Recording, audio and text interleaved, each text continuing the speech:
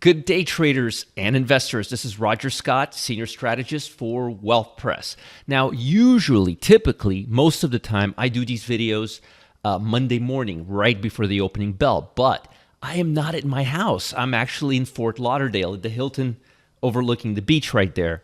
It's a madhouse there. They had a St. Patrick's Day parade yesterday and everything. But anyway, I wanted to do this because there's a lot of talk. A lot of people are very nervous right now. A lot of people are concerned about the stock market. Well, for good reason. It fell off its shelf last week, so to speak. But I want you guys not to worry too much, and I'll explain to you why.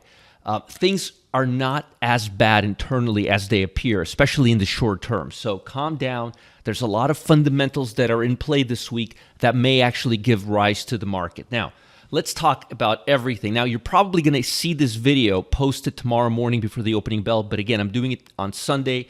It's around noon, 1 o'clock right now. We had a time change, so I don't even know what time it is or care. But the point is, I want to make sure you get some sensible information before the market opens and you get an understanding of what's really happening right now. Now, first things first, please like these videos, subscribe to this channel, and post comments. I'll always get back to you. And if you can't find them, go to the YouTube Wealth Press channel. Now, to begin with, I looked up seasonality end of last week for this week ahead, and actually the seasonality is pretty strong for the S&P, for the Dow, the Russell, the SMH, which is the semiconductor index. So seasonality is on our side. And I think it was pretty high in the last 10 years. I think we had, actually last 20 years, I think we had close to 80%. So seasonality is definitely on the upside of the market. Besides the seasonality, there's a couple of other things. You've got the CPI coming out on Tuesday. Now remember something, Powell scared the living crap out of everybody last week. And the banking, the banking news that we had, they were not all that great either. But here's the thing about the banking news: it was an isolated event. It wasn't a federal crunch on the banking industry. Nothing like that at all. I'm not trying to calm you, because if it was, I would be the first guy to tell you, hey guys, it's time to get your money out, all that. This is not that. This is not that. What happened was the market started selling off after Mr. You-know-who Powell started talking. And after the market sold off after that, we had the banking news, so it was like a double fiesta. The bottom line is there's really nothing all that bad going on. And in terms of interest rates, they're moving in the right direction. They're not really going crazy right now. Now, the big factor this week is going to be the CPI report. Now, interestingly, year over year, which is what I'm looking at, the consensus is now lower than the prior, which means the Fed and the public is finally starting to understand where we're at. That means there's a good chance it'll go over, not under, because it's already suppressed pretty good at 6%.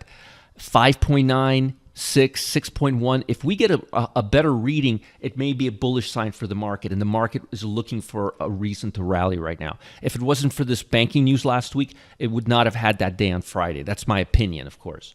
Now, the next big report, so look for the CPI to be around 6. And if you really want to know what I'm looking at is, I'm looking at it ex food and energy. 5.5, I think it can meet that. And I think if we can meet that, it would stabilize and cool off a lot of people. Next thing, we have the PPI. And PPI, we also look at ex food and energy year over year, month over month means nothing here.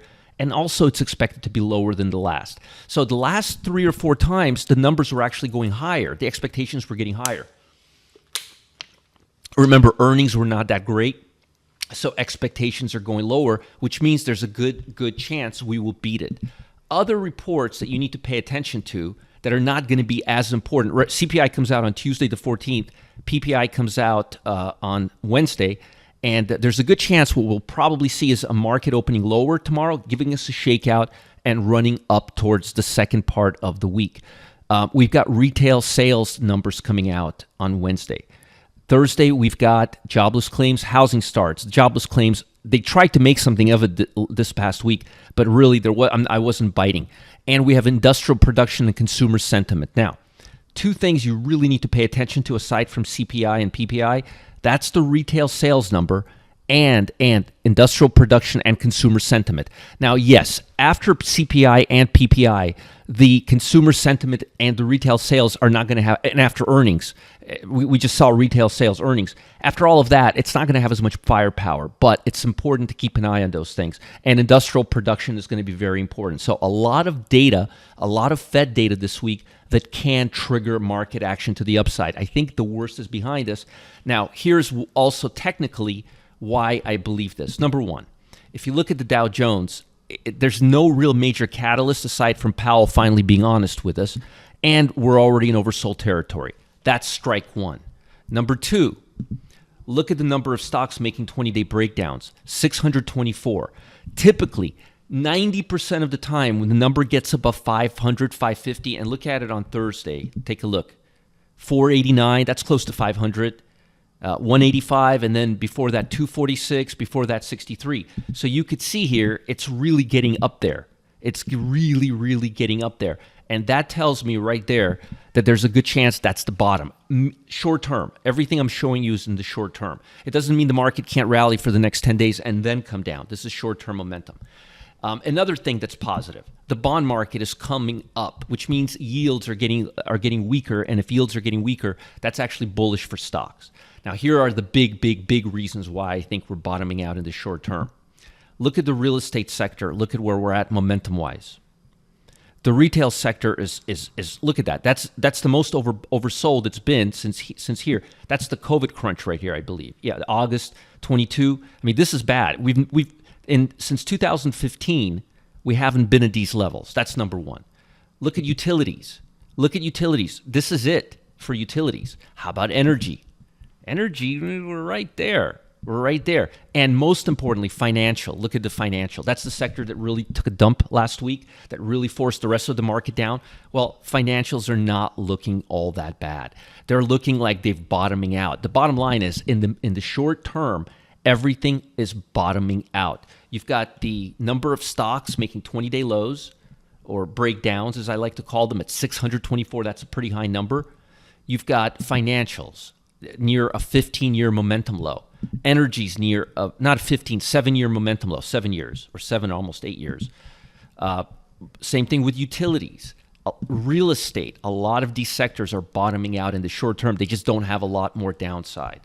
Now, technically, if we look at the SPY, which we'll look at right now,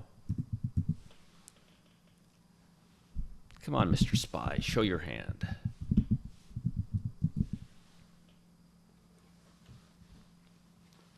If you look at the SPY, you will see, and I want to take a better look at it here, you will see that the SPY right now is right at the 200-day moving average. Typically, usually, most of the time, the markets like to congest around these areas for quite some time. They don't typically just peak out here. And with the RSI being this oversold, and that's the 10-day RSI already reaching 30. If you look at the 5-day RSI, you will see that it's already in the crapper, excuse my French. Look at that. Really, really deep. So it looks to me that there's a much higher chance of us bouncing from this level and maintaining a choppy environment, which would mean the Dow kind of going back to its levels, then us continuing this. I honestly think it's a 1-2 punch. I think it was Powell not scaring, kind of being actually real, and then the market with the financial sector. I really think it was more that than anything else. Now, before I let you guys go, a lot of investors are really, really nervous right now. Fed chair, oh boy, he keeps flipping the script, right? All the time, saying interest rate hikes will be higher than anyone expected. Remember deflation? Don't get me started. No one knows what the next round of inflation will bring. The market recently touched the 200-day moving average, as you could see right here. And there's a lot of instability. That's why Celeste Lindem, she's been killing it. Those Lindmans, they know what they're doing. She's going live at 1 p.m. Eastern on Monday to share her simple game plan for navigating the market. No matter what happens, both ways, up and down, Celeste has your back. She really does. She really cares about you. Follow the link below and check out what Celeste has to show you 1 p.m. Eastern time on Monday, tomorrow. I remember I'm doing this Sunday, so it's tomorrow. But if you're watching it on Monday, it's Monday at 1 p.m. Eastern time. Don't miss out, and I'll see you guys later. I'll be back for the VIP room at noon. I'll be driving all morning feverishly to get there. Post comments, feedback below this. This is Roger Scott, head trader, Wealth Press, out. Bye.